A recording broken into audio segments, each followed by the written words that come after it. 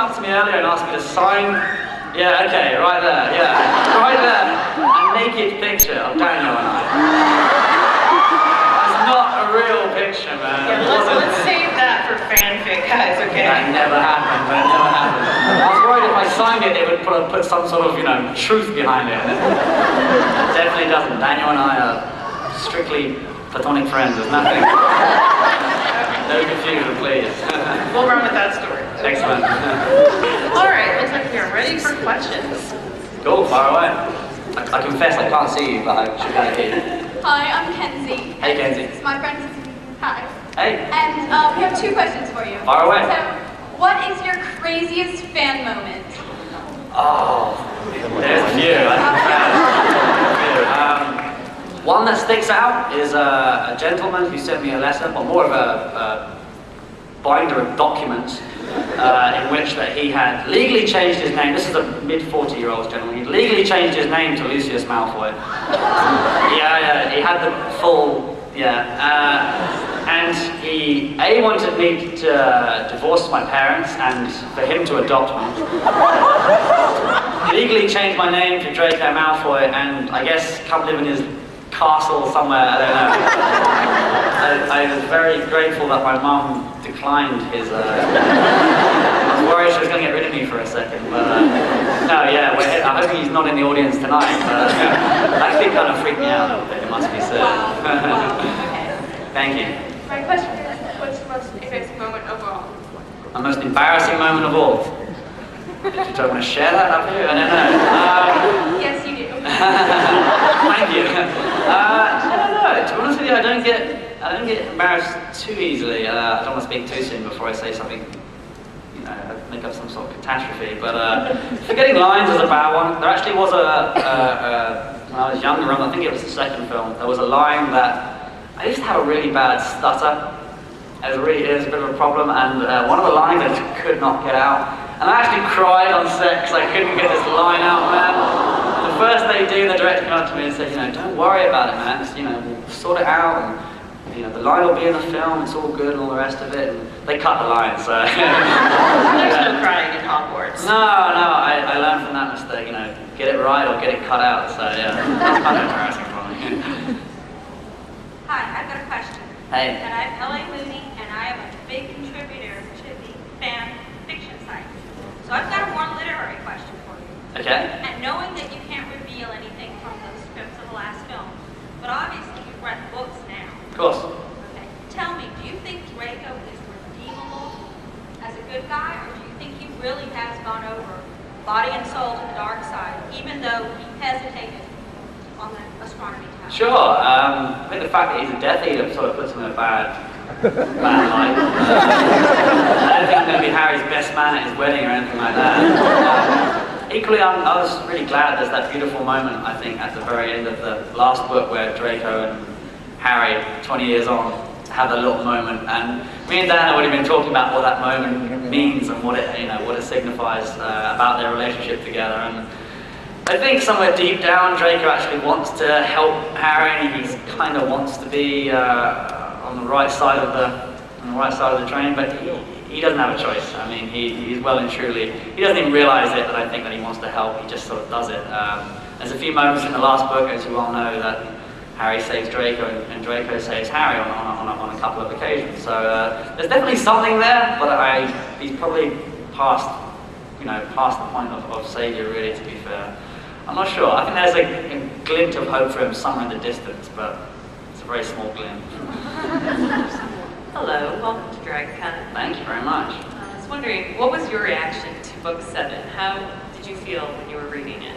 It was great, man. It was cool. I'm always one of those ones that says, right, pace yourself. Give yourself a chapter a night. That way it can last.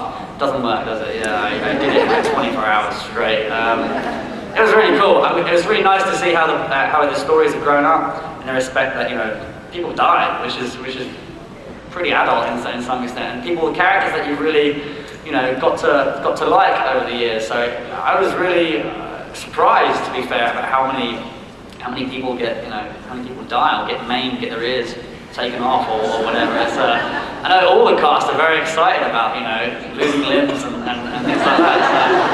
So kind of cool. And obviously there was a big, I don't know if you remember, there was a big talk before about which one character was going to die, because they thought it's just one character was going to die, I guess, and or whether Harry was going to die, that was another one. I was kind of expecting maybe, you know, a climatic battle in which that Harry would kill me, but it's quite the opposite. He actually saves my life, so I think I prefer it that way, that he saves me rather than kills. Thank you.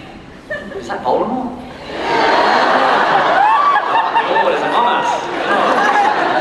I didn't even touch the death on it, you know, amazing. Hello. Hey.